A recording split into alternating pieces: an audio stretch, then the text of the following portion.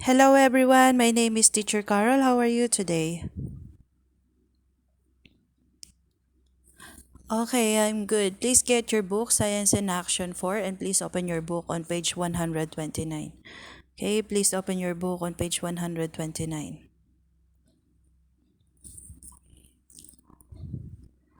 Okay, page 129, the sun. Okay, so let's talk about the sun and the planets. Okay? Okay, so that's our topic for today. Okay, so the sun. The sun is the fixed star that is closest to the earth. The diameter of the sun is 1,392,000 kilometers, which is 100 times bigger than the earth. It is the fixed star that gives light and heat energy to other planets in the solar system. The sun rotates and it takes about every 25 days for one complete rotation. Okay, so the sun is is a star, okay? It's a fixed star, okay? That is closest or near the earth. Okay? Okay, so that's the sun. Okay. And the earth absorbs heat from the sun. And we can see the sun during the daytime. That's why we have day and night, okay? That's why we have daytime because of the sun. Okay. So that's it. And now let's talk about the planets, okay? So the planets first is Mercury, okay? First is Mercury. Mercury is the smallest planet and is the nearest planet to the sun. The distance of Mercury to the sun is 57.9 million kilometers. The nickname of Mercury is frozen fireplace. Again, the nickname of Mercury is frozen fireplace because Mercury is very hot during the daytime. It's 427 degrees Celsius and very cold during the nighttime. So when it's hot during the daytime, it's opposite, very cold during the nighttime. Mercury orbits around the sun and it takes 88 days. Okay. So it takes 88 days for one complete orbit. It rotates on its axis and it takes 59 days for one complete rotation. It does not have satellites. We can see Mercury with our naked eyes during twilight in the west and at dawn in the east. So that's Mercury. Now please open your book on page 130. Okay, on page Okay, so what is twilight? Twilight is the time after the sun sets. Okay? Twilight is the time after the sun sets. Dawn is the time before the sun rises. Okay? Twilight is sunset, after the sunset. Dawn is the time before the sun rises. Okay? Okay, so Venus. Our next planet is Venus. Okay? Venus is number 2. Okay, remember. First is Mercury, second is Venus. Okay, so Venus. Venus is the second closest planet to the sun. The distance of Venus to the sun is 108.2 million kilometers. Venus orbits around the sun and it takes 225 days for one complete orbit. Okay? So Venus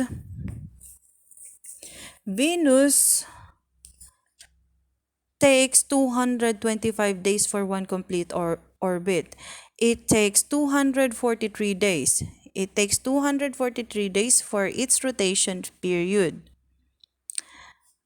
The direction the direction Venus rotates is is also opposite to other planets. Okay, so the Venus rotates opposite. Okay, the Venus rotates opposite than the other planets.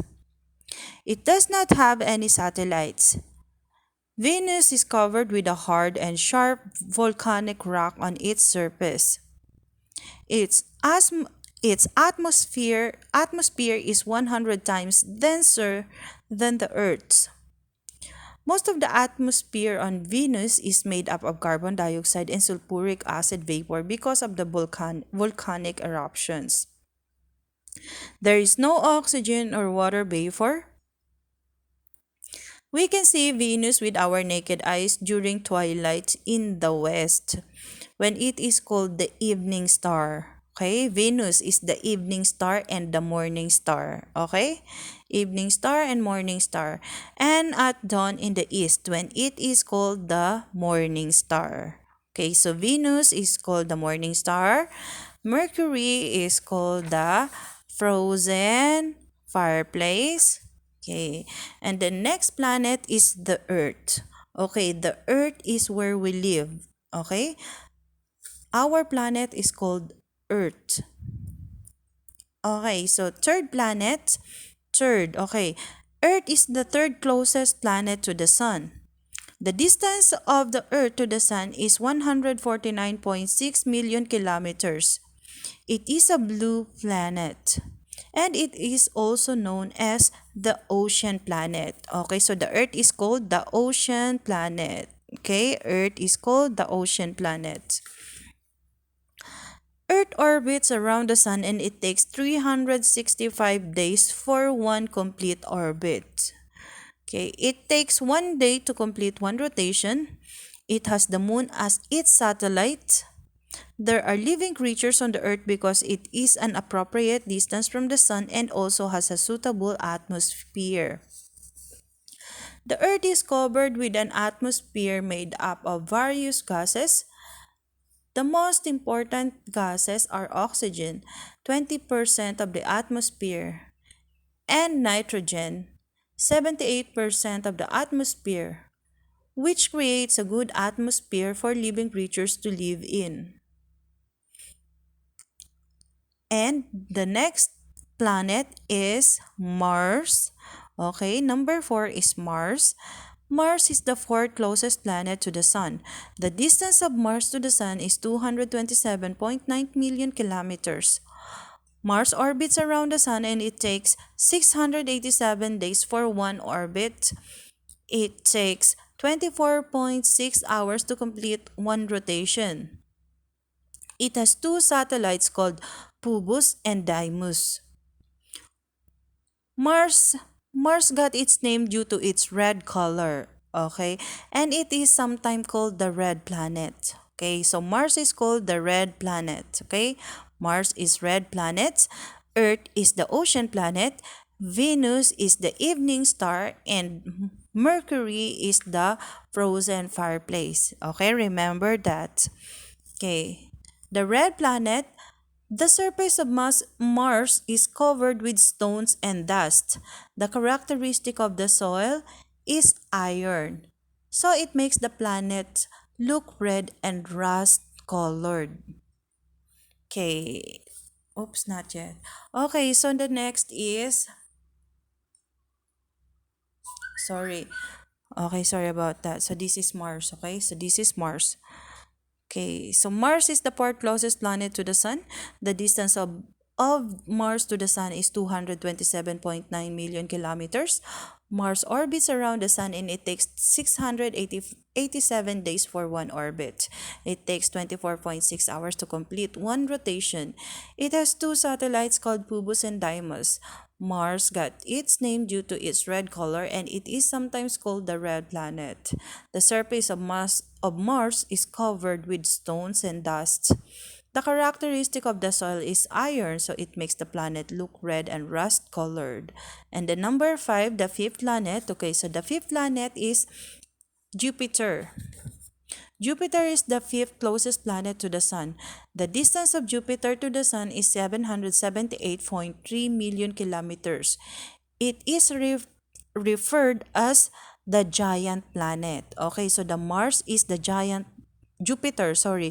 Jupiter is the giant planet. Again, Jupiter is the giant planet because it is the biggest planet in the solar system. Jupiter orbits around the sun and it takes 12 years for one complete orbit. It takes 10 hours to complete one ration, and Jupiter has 63 moons.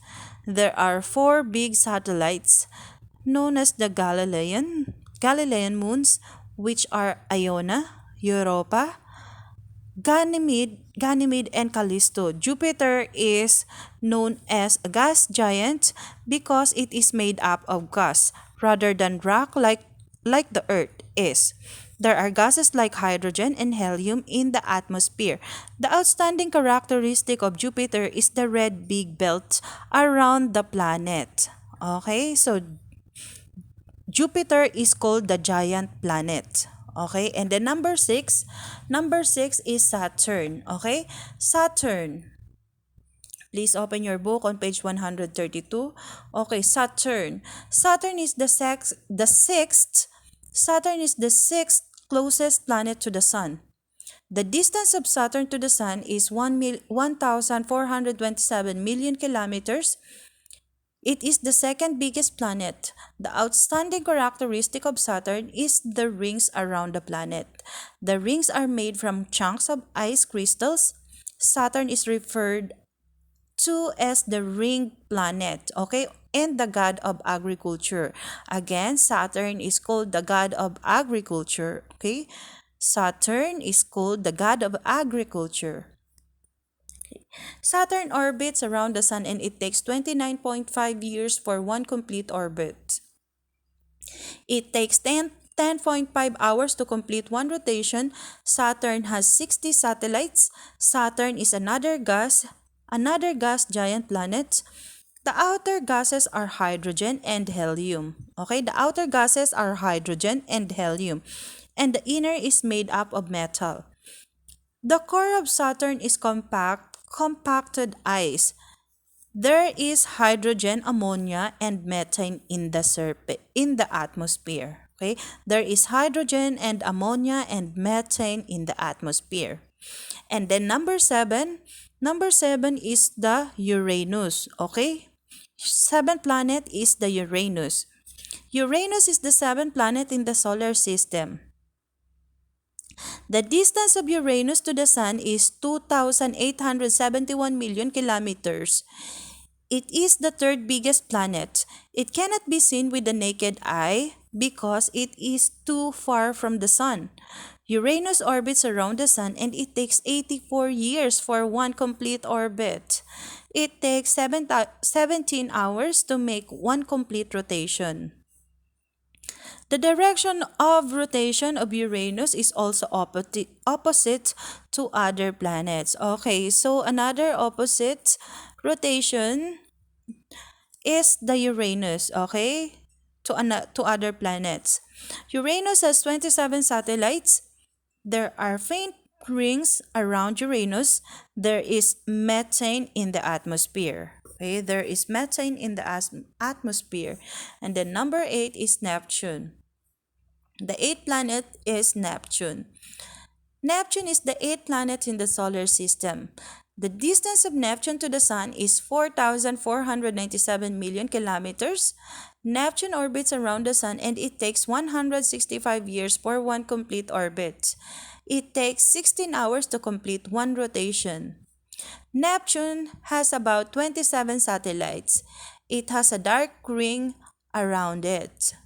This planet consists of dense gases such as methane, hydrogen, steam, and ammonia. Okay, so it has methane, hydrogen, steam, and ammonia. The planets in the solar system are divided into two groups. Okay, so the planets in the solar system are divided into two groups, which are inferior and superior. Okay? So what are the inferior planets? Inferior planets, which are Mercury and Venus. Okay? Inferior planets, which are Mercury and Venus. And the superior planets such as Mars, Jupiter, Saturn, Uranus, and Neptune. Okay? So superior planets are Mars, Jupiter, Saturn, Uranus, and Neptune. Okay, it's 5 planets. One, two, three, four, 5 planets. Okay, so in the past, scientists considered that there were 9 planets, which were Mercury, Venus, Earth, Mars, Jupiter, Saturn, Uranus, Neptune, and Pluto. Nowadays, scientists are agreed that Pluto is not a planet, but is a dwarf planet. Dwarf means small. Okay? Dwarf, small. Dwarf planet. That is because Pluto cannot control the gravity and the orbit of the objects that are near it. It also orbits the Sun at an average distance greater than Neptune. Therefore, there are 8 planets in the solar system, which are Mercury, Venus, Earth, Mars, Jupiter, Saturn, Uranus, and Neptune. Okay, so that's the planets and the sun. Okay, okay, so that's it for today. If you have any questions, please let me know. Okay, so so please get ready. Okay, so after this we have activity. Okay. So next meeting. Next meeting. Okay, so that's it for today. Goodbye everyone. Thank you.